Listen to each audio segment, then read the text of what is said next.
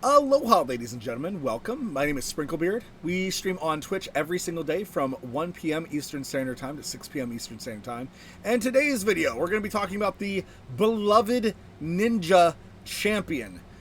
So, no doubt, as you guys have been collecting pieces for Ninja, and upon his release, some of you might be wondering, is the counterattack set going to be best on him?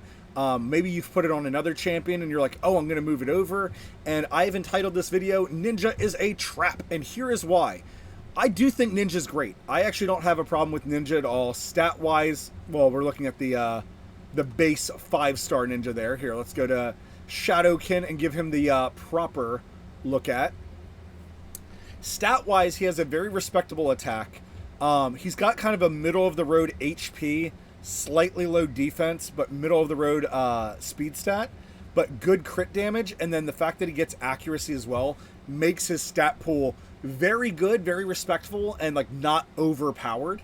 And then because he has this high base attack and higher crit damage, it makes his passive go into the right places as well. So overall, Ninja is really not a trap. I think he's going to be a very great champion for beginners. The fact that he has an attack all champion and can freeze them, or when targeting a boss, he'll do additional damage by ignoring their defense. Everything about Ninja's kit is very good for a beginner to get used to, like using a legendary or their first legendary. So why did I call him a trap? It's actually the counterattack set that is really the trap. And the reason behind this is when you equip a legendary piece of equipment to a champion, and then you go to remove it, or you go to put it on another champion, here you're going to see that it's going to cost you 100,000 silver. And I just kind of wanted to make a video as a cautionary tale. I'm a bit late on this video. I wish I had made it the moment that they announced Ninja, and I realized that people would be equipping the pieces. Because even like a 5-star piece of equipment, like this helmet, right, to remove it is still 50,000. That's going to be a very big expense for new players. So depending on who you gave your counterattack set to, I just want to warn you, it might be better off leaving it on the character. How do you know if your gauntlets or your boots are good, or maybe even your armor, right? Maybe you're questioning, I don't know if this piece is good or not. Gloves, typically speaking, in the community, for endgame purposes, we consider crit chance or crit damage gloves to be really the only acceptable gloves for a lot of champions. And then when you get past that, you could say defense percentage or HP percentage, and then the substats would have to be right as well. I have a completely other video talking about artifacts and how to determine if they are good or not. So I'm going to keep this video very simple on that. But specifically what you would be hoping for is crit chance on these gauntlets, or crit damage is the main stat with a substat of crit chance. Again, if you got HP percentage or defense percentage, the gloves could be great. Otherwise, they're kind of a sell. I say kind of because they are 6-star, which means that the base stats on them, even if they were like flat defense or flat attack, upgrading them to like level 8, let's say, you will still get a huge power boost to any character that you equip them on. So by no means are they garbage or worthless. They're just not going to be good once you get up to the point of earning your own 5- and 6-star pieces of equipment. Boots, the only main stat that we approve on boots at the moment is speed. It's because boots are the only piece of equipment that can have speed as a main stat. There are some shenanigans that you can do with like attack percentage or defense percentage. Again, they're shenanigans, so I'm not going to go into them in this video. Again, because it's a 6-star piece of equipment, it is still going to be better than nothing, and it's going to be better than any of the 1, 2, and 3-star that you're getting from the campaign. The only exception would be if you're getting a 3 or 4-star boot that has speed. You could argue that the speed you get from those boots is going to be a lot better than even if your boots rolled a substat of speed. However, if you upgrade the boots to like level 8 and you get 2 rolls in speed, they're going to be about the same, actually. Lastly, for armor, what is considered to be good armor? Again, I have an entire artifact video about this, but for your chest, Ones that you would want to keep is if it's accuracy, resistance, attack percentage, defense percentage, or HP percentage. All 5 of those would not be a bad thing. A lot of players don't play with accuracy or resistance on normal, like in the normal campaign or moving into hard. A lot of players are not focused on this.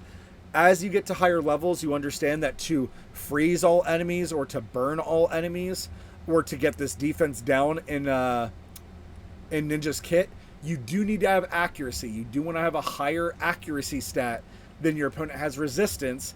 That is not the be-all, end-all, but it's a more guaranteed or a more consistent way for you to land your debuffs from Ninja's kit. So if you do get an accuracy chest plate, it's actually going to be amazing for you for a very long time. You're going to feel like whoever's wearing that accuracy chest plate is always landing their debuffs all the time. Likewise with resistance, if you get a resistance chest plate, it's not the best, but because it's a 6-star chest plate, your character's never gonna ever be stunned or, frozen or heal reduced or anything like that. Your character is gonna feel amazing and like a pure tank, immune to debuffs. So that is the reason you might want those.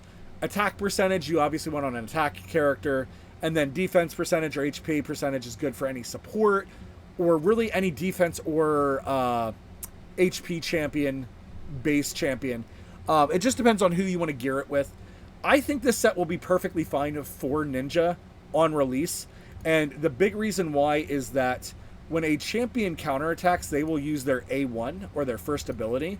Now, with Ninja specifically, him having a chance to break their defense or reduce it by 60% is an amazing counterattack skill. That's really, really good. Obviously, if the chance was higher or certain things like a stun or attacks all, some things like that go up in priority. It just depends on what your team needs. But for an attack-based champion that scales with attack and crit damage the longer the match goes on, him counterattacking and putting this defensive decrease on is going to be amazing for him. It's going to facilitate his own kit and make him that much better. Lastly, the fact that it also fills the champion meter by 15% when used against bosses, that means if he counterattacks a boss, he's going to get his turn even faster than where he was originally at. So this counterattack set's not bad at all. What I'm going to be doing on stream later, it's not going to actually be tonight, it's going to be tomorrow. So kind of like 6 to 8 hours after Ninja's been released. But I want to do it on stream.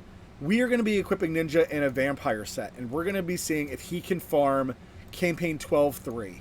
And specifically, we want to see if he can farm 12-3 on normal, then on hard, and then on brutal with a vampire set. And I'm planning not to ascend him, and I'm planning to only give him...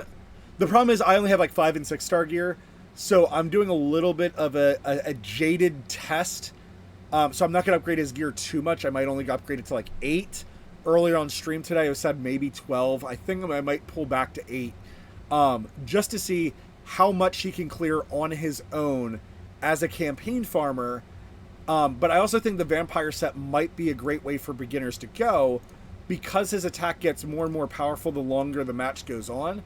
The fact that he has things that attack everybody, the fact that he can attack one champion, 3 times at random, but if there's only one champion, he'll attack that champion 3 times. He could potentially facilitate his own livelihood, so you wouldn't necessarily need a healer or a specific support with him until you get more champions under your belt. Guys, I hope this was really helpful for you. One of the champions I will say that I think will pair super amazing with him, that if you're trying to farm a champion to go along with him, is Spirit Host. Spirit Host has an AoE cleanse and then puts a block debuffs on all allies for 1 turn. This skill is quite amazing in the early game and can really help facilitate an attacker like Ninja. If you do not have enough resistance on your Ninja, and I'm not saying to build him resistance, I am saying though, if you don't have enough resistance, if he gets frozen or stunned, it's going to feel 10 times worse than a lot of other champions getting frozen or stunned, even when it feels bad with them.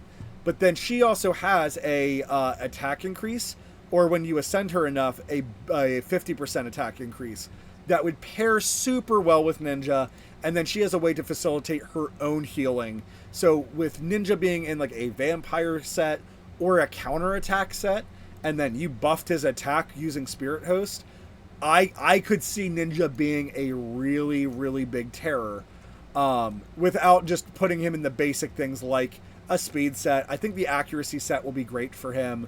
You know, maybe the last two pieces you do the resist set just to make sure he doesn't get anything. It depends on what your resources are, what you want to farm. Guys, I hope this video was helpful. I want to keep it shorter and sweeter. Thank you guys very much for watching. If you want to watch me, I'm again SprinkleBeard over on twitch.tv/SprinkleBeard. Thank you very much for watching, and until that next time, ta-ta.